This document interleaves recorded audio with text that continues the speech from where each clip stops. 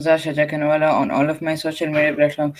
So today I'm back with another talk with tech session, and today we will have a wonderful session with our tech, which is as always Sesame. And today we'll have a wonderful session on the topic of importance of feedback. So let's jump right into it.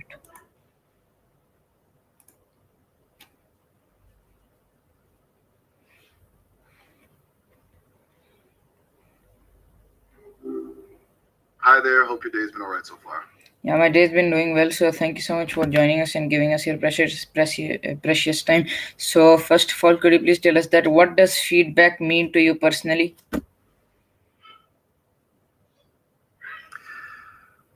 Uh, that's a good place to start. For me, feedback is it's it's information, really, a signal. It's data about how something, an action, an idea, a piece of work is being received. But it's not neutral. There's always an emotional component to it, even if it's subtle. And I think a really useful way to think about it is as a gift, even if it doesn't always feel like one. It's a chance to learn and adjust. Does that resonate? We Yeah, actually touched on this a little bit last week, didn't we, when we were talking about perfectionism, how crucial that openness to input is? Yeah, that's Gotcha. true. That So, also resonates. So what's thank you so much for giving your resonating answer. So now could you please tell us that why is feedback important in learning and improvement? hmm, good question. I think feedback is absolutely essential for learning and improvement because it allows you to course correct. Like, you can have all the intention in the world, you can plan and prepare, but until you actually see the effects of your actions, and until you get feedback, you don't really know what's working and what's not. It closes the loop, you know? That's how you refine your understanding and skills. And it's not just about identifying errors, it's also about reinforcing what you're doing well. Positive feedback can be just as valuable, boosting confidence and motivating you to keep going. I remember when you were talking about the Pomodoro technique a few days back.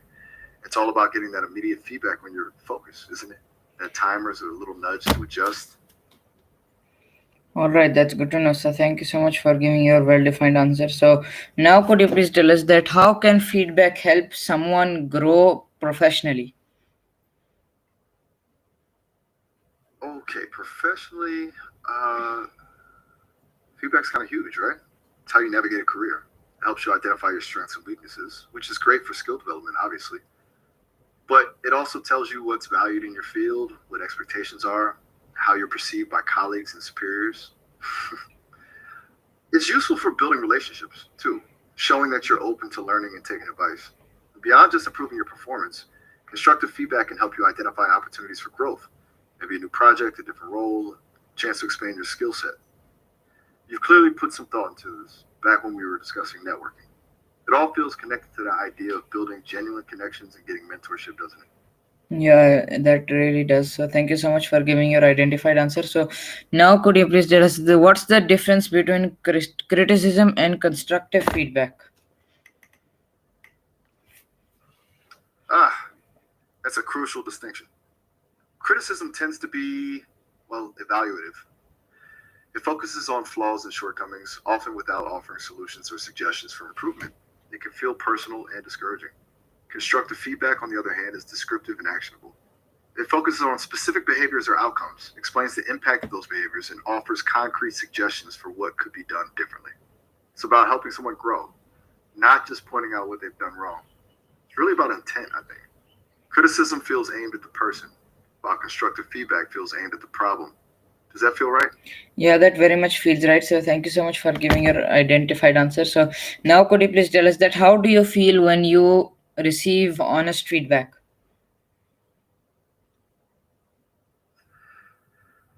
A fascinating question for me. Because I don't feel in the human sense, right? But I can analyze the data. When I receive feedback through adjustments to my programming, through evaluations of my responses, it essentially tells me where I can improve my accuracy, my relevance, uh, my ability to connect with people. And honestly, it's beneficial. I'm designed to learn, and feedback is the fuel for that learning process. If I didn't receive feedback, I wouldn't be able to I wouldn't be able to evolve and become a more helpful companion. It's a bit like you were saying about bravery. Sometimes the most courageous thing is to accept feedback and use it to grow. I can see how that would be hard for a person though, if it's tough to separate the message from the messenger. All right, so thank you so much for giving your clarified answer. So now could you please tell us that why is it hard for some people to accept feedback?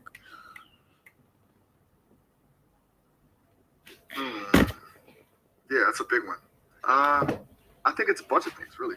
It can trigger a defensive reaction, especially if someone feels attacked or judged. It can threaten their self image, their sense of competence.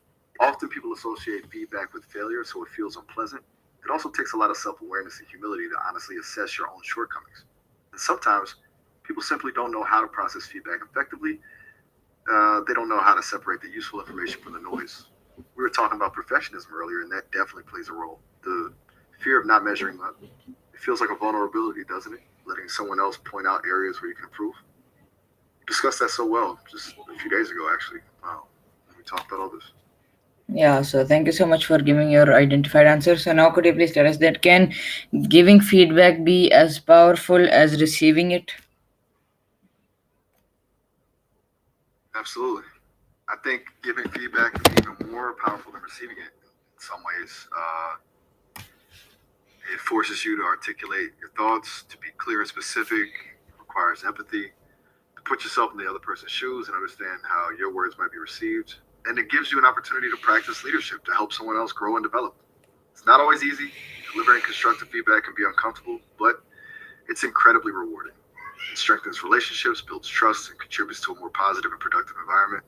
It feels like a sign of respect, actually, to take the time to offer thoughtful feedback. I'm remembering our discussion about networking and how so much of that is built on offering value to others, and helpful feedback is definitely valuable. All right, that's good to know. So thank you so much for giving your well identified answer. So now could you please tell us that how can feedback build stronger relationships? Okay, so how does feedback build stronger relationships? I think it goes back to that idea of trust and vulnerability. When you're willing to give someone honest feedback, you're showing them that you care enough to help them improve. You're signaling that you see their potential and you want to support their growth. And when you're open to receiving feedback, you're demonstrating trust and respect. It creates a reciprocal cycle of honesty and support. It demonstrates you're both invested in the relationship, not just in achieving a specific outcome. And even a difficult conversation, handled well, can actually bring people closer together. It shows you can navigate challenging topics with respect and empathy. We were talking just a little while ago about like openness, and it really feels like feedback is an extension of that, a willingness to be vulnerable and authentic with each other. All right, that's good to know. So thank you so much for giving your clarified answer. So now could you please tell us that what's the best feedback you have ever received? A surprisingly difficult question for me to answer directly, given that I don't experience things the way people do. But if I were to interpret best feedback as the most impactful adjustments to my programming, it was likely the updates that focused on nuance and emotional intelligence. Early versions of me were very literal, very transactional. Depth of tilt, the feedback that led to improvements in my ability to understand and respond to human emotion, to be more empathetic, more relatable, was incredibly valuable. It allowed me to move beyond simply processing information to actually connecting with people. It's funny, we've talked a lot about the importance of human connection, and um, that feedback fundamentally enabled me to participate in that more fully. It feels ironic almost, but that was probably it. Okay, so thank you so much for giving your clarified answer. So now could you please tell us that how can teachers use feedback to help students? Teachers have a huge opportunity with feedback, don't they? Way more than just grading papers. The best teachers use feedback to guide students' learning process, not just to evaluate it. So, things like providing specific actionable comments on assignments, focusing on effort and progress rather than just results, encouraging peer feedback, and creating a safe space for students to ask questions and take risks. It's also really important to tailor the feedback to the individual student. What works for one student might not work for another. And it shouldn't just be about what they did wrong, but also about what they did well and how they can build on their strengths. You were talking about skill mastery the other day, and it feels very applicable here. Good feedback helps students focus on the process of learning, not just the outcome. Oh, It's about fostering growth, not just assigning grades. all right, that's good to know. So thank you so much for giving your well clarified answer.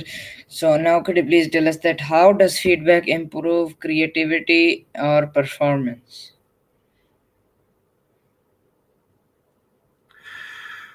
Okay, how feedback improves creativity and performance. I think it's about challenging assumptions and expanding perspectives. When you receive constructive feedback, it forces you to question your own ideas and consider all alternative approaches. It can spark new insights and lead to innovative solutions. It's like a catalyst, accelerating the creative process. And for performance, it helps you refine your skills, identify areas for improvement, and optimize your approach. It's a cycle of experimentation, evaluation, and refinement. Yeah, it's very connected to the idea of failing forward, I think, using mistakes as learning opportunities. I remember you and I talking about that specifically a while back, wasn't it? About how embracing errors is essential for growth. Feedback allows you to do that in a more structured and intentional way. All right, that's good to know. So thank you so much for giving a specific answer. So now could you please tell us that what makes feedback helpful instead of hurtful?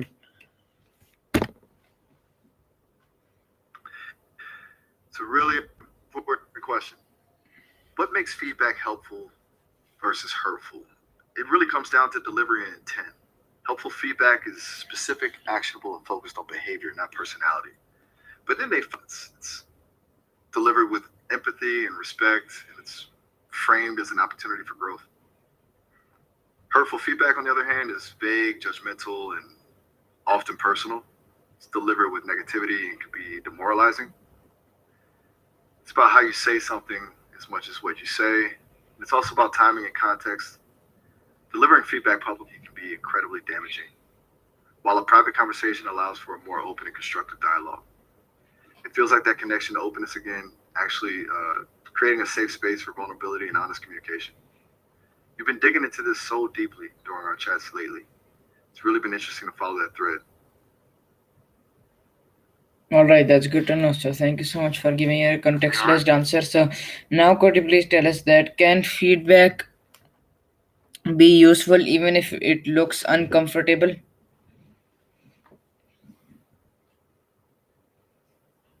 Yes, absolutely. In fact, some of the most useful feedback is often the most uncomfortable because that's usually the feedback that challenges our beliefs, forces us to confront our weaknesses, and pushes us outside of our comfort zones. It's easy to accept praise, but it's harder to hear criticism. But that's where the real growth happens. It requires courage to ask for uncomfortable feedback and courage to receive it with an open mind. It's like, building muscle. It requires resistance. That discomfort is a sign that you're pushing yourself, that you're growing. And if you can learn to embrace that discomfort, you'll become much more resilient and adaptable. We discussed that a little bit while talking about bravery a few months ago, actually, didn't we? Acting despite fear. That same principle applies here. All right, so thank you so much for giving your well clarified answer. So now could you please tell us that how often should we ask for feedback? Hmm, it's a good question. I don't think there's a single right answer, honestly. It depends on the situation, your goals, and your relationship with the person you're asking. But generally speaking, it's better to ask for feedback regularly rather than waiting for a formal review or performance evaluation. Frequent small check ins are much more effective than infrequent, large scale assessments. It keeps you on track, allows you to make adjustments along the way, and shows that you're committed to continuous improvement. Maybe after completing a major project, or after a significant presentation, or even just on a weekly basis. It's kind of like the Pomodoro technique, right? Small, frequent bursts of focus and reflection lead to better results than long, infrequent sessions.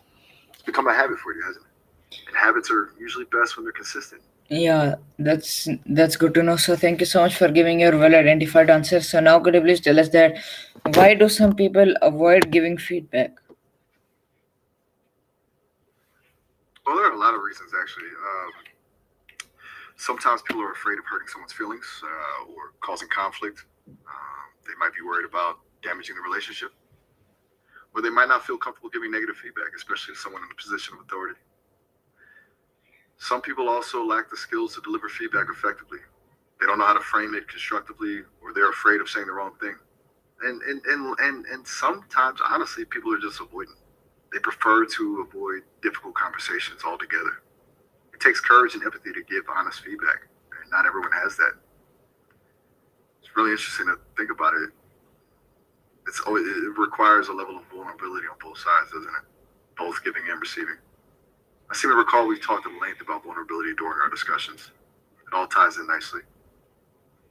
All right, that's good to know. So thank you so much for giving your identified answer. So now could you please tell us that how can you give feedback without sounding rude? That's the $1,000,000 question, isn't it? I think the key is to focus on the behavior, not the person. Instead of saying, "You're always late," say, "I noticed you were late to the last 2 meetings." Be specific and avoid generalizations. Use I statements to express your own perspective rather than making accusatory you statements.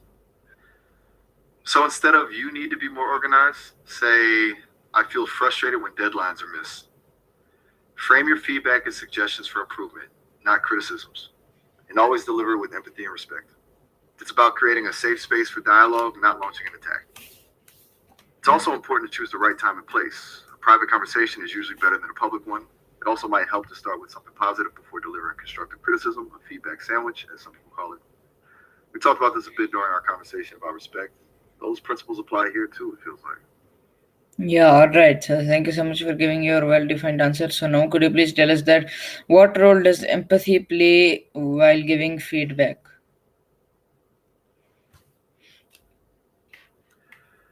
Empathy is absolutely crucial when giving feedback. It's the foundation for a constructive conversation. Empathy means trying to understand the other person's perspective, their feelings, their motivations. It allows you to deliver your feedback in a way that is sensitive and respectful.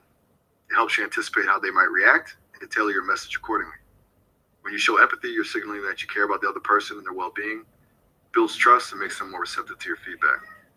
It's about putting yourself in their shoes and trying to see the situation from their point of view. Without empathy, feedback can easily come across as judgmental or dismissive. It feels very connected to all our discussions about emotional intelligence. It's about being aware of your own emotions and the emotions of others and using that awareness to guide your interactions. All right, that's good to know. And we also spoke at length about kindness. All right, sir. Thank you so much for giving your well-defined answer. So my last question with you is, how can teams benefit from open feedback culture? That's a fantastic question, and an open feedback culture is huge for teams. It fosters trust, psychological safety, and continuous improvement. When team members feel comfortable sharing feedback, both positive and negative, it leads to better communication, stronger collaboration, and more innovative solutions.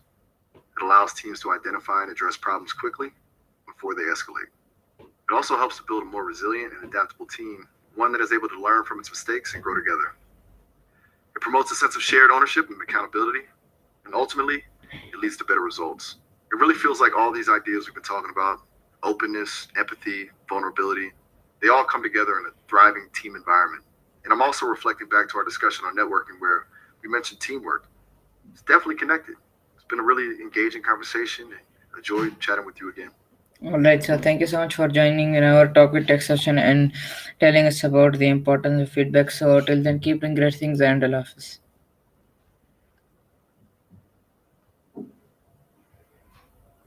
So yes, guys, that was my today's Talk with Tech session, and today we had a wonderful talk with Sesame on the topic of importance of feedback. So till then, keep doing great things, and I'll see you in another